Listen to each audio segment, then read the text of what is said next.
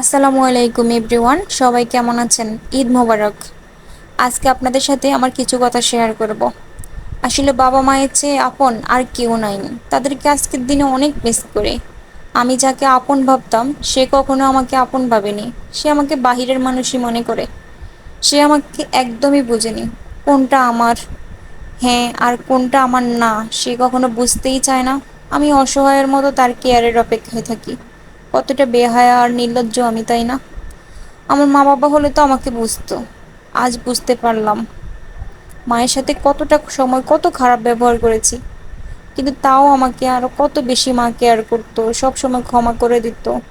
কিন্তু নিজের আপন মানুষটা কখনোই এই কেয়ারটা করে না। যদি আমার কোনো ভুল হয়ে থাকে, আমার আপন মানুষটা তো পারে আমাকে ক্ষমা করে দিতে। আমি ভুল জায়গায় বড্ড বেশি প্রত্যাশা করে ফেলেছি। তার কাছে আমার কোনো মূল্য নেই। জানি না কখনো তার কাছে মূল্য পাবো কিনা। সবাই ভালো থাকবেন। আল্লাহ হাফিজ। আমার ভিডিওটা দেখার জন্য আপনাদের সবাইকে অসংখ্য ধন্যবাদ। আপনারা আমার পাশে থাকবেন, আমার চ্যানেলটাকে সাবস্ক্রাইব করে দিবেন।